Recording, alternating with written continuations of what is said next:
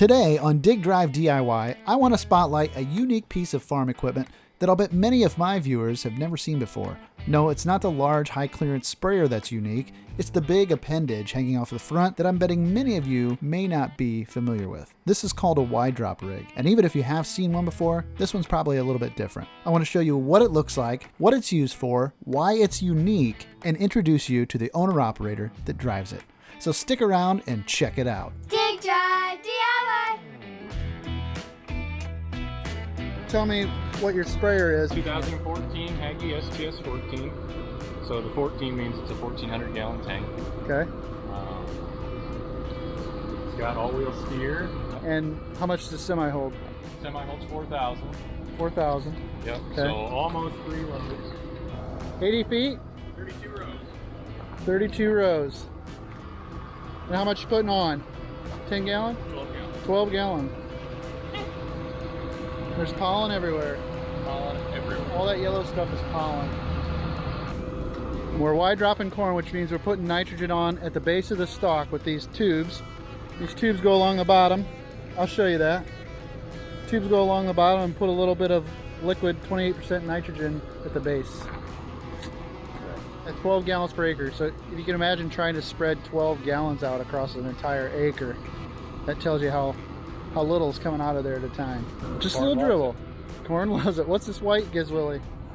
That's a height sensor, so it's a sonar sensor that it helps it bounces stay. a beam off the ground.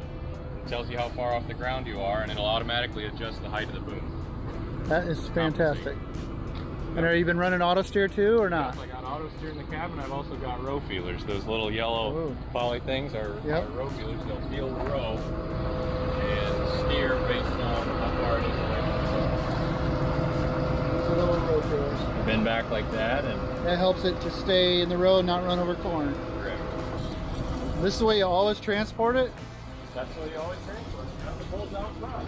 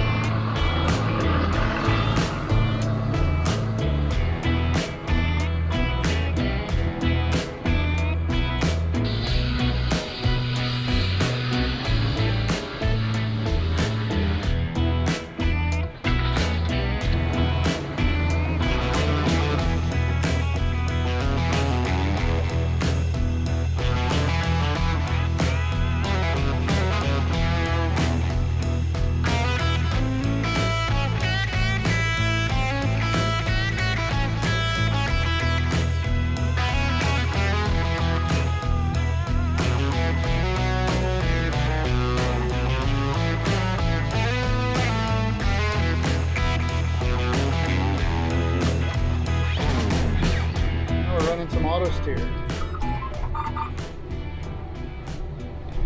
Mr. Elliott is the king of wide drop. I probably have one of the widest bars around. I got 80 feet. Most people don't have 80 feet. Really? Yeah. Most of them hang it from the regular spray boom.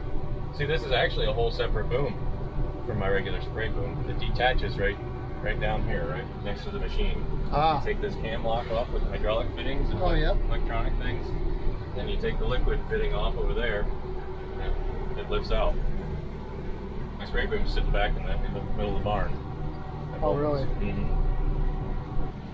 You are just hauling balls through this stuff, too. Yeah, my orifices are actually oversized for the rate we're doing, so I kind of have to pick up my ground speed in order to compensate. I usually don't go this fast, but it was working okay. The rate is controlled based on my speed. So just because I speed up doesn't mean the rate goes down. It's varying the rate of, it's varying a pump in the back. So that's a very good point. So in order to maintain 12 gallons per acre, that's all calculated off your ground speed, right? This machine knows how wide his boom is. It's 80 feet wide. It's 32 rows, right? Correct. And so it has to adjust the flow of the liquid coming out of the nozzles based on how fast he's going. And all that's done automatically through his rate controller, it's called. Yep. And of course a lot of the farming YouTubers cover this stuff, but maybe there's a few Dig Drive DIY viewers that haven't seen it.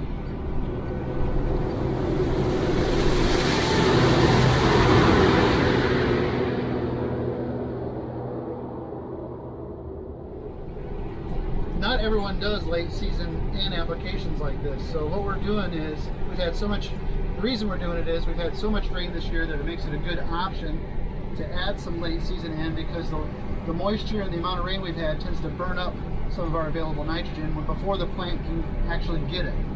So this is a way to kind of compensate for the amount of rain we've had. We're giving it a little late season boost, so as it's filling those ears and building kernels, it's got all the nitrogen it could possibly want to finish out this season. We got the potential for a heck of a crop, so this makes it even more of an opportunity when you've got a crop that really has a lot of potential. So this is like this is an insurance policy. So, and Elliot does the best job. I'm the best insurance agent. He's the best insurance agent. Okay, good.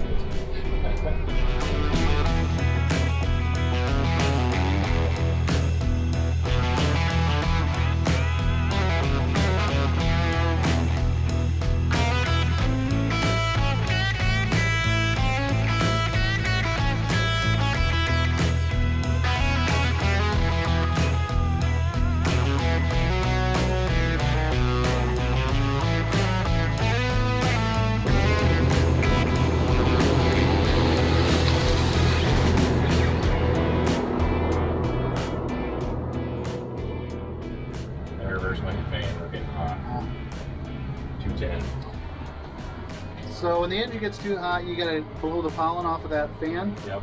I watch the temperature gauge. Eventually, it will. There's a little red light that comes on when it gets too hot. You just hit reverse, and it'll go through a sequential order here, and it'll go normal operation, start to slow it down, stop, go in reverse, and now it's going back to stop, and it's speeding up to go back. That's it. How fast do you run? Right now, we're going 12.5. 12.5 mile an hour. 12.5 mile an hour. Have you ever broken one of the drops? Haven't broken one of the drops yet, no. And this is my second set. That's incredible. Yep. There's that magnet, which you've probably seen. There's a magnet that they spring back if they hit something. That's that bracket up at the top that's connected to the boom. Oh, yep. So it's kind of like a breakaway. Yep.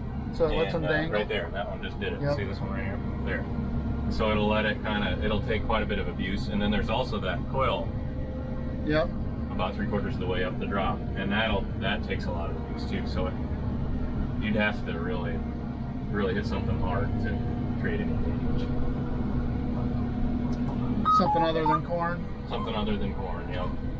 Even rocks. I mean, there's not a lot that'll phase it. That's got to be 10, 12 feet. I think it's all at 12 feet. Yep.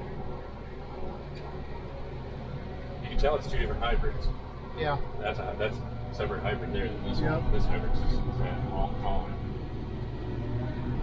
Between the GPS and the row feelers on the wheels, Yep. that's what keeps you in line. The GPS kind of tells you where you need to be in the field for the most part, helps you get online, and then the fine tuning, and then the fine steering is really probably controlled by those feelers. Correct. Right? Yep. You're exactly right. Yep. So like if you notice when I make my turn, about halfway around the turn, I'll engage the GPS on the steer, not necessarily the feelers, and it'll line me up on the right row.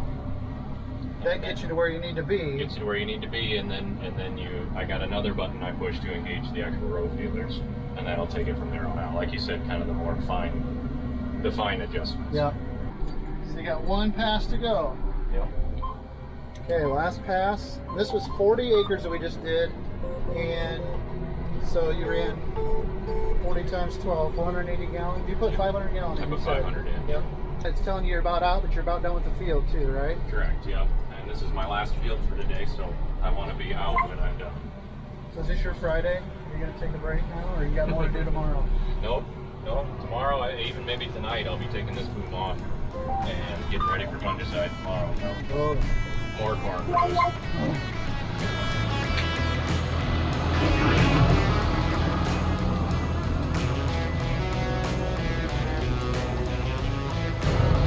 Pretty cool. Well, thank you so much to Elliot for taking us along on a ride. His Hagie sprayer with the wide drop attachment is an example of modern engineering that allows us to modify our approach in how we manage our nitrogen fertilizer practices for corn.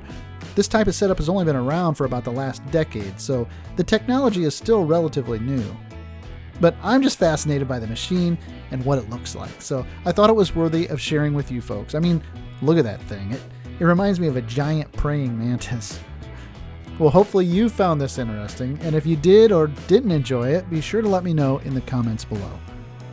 Alright, I want to thank you so much for watching, and if I'm lucky, I'll see you in the next video. Alright, take care.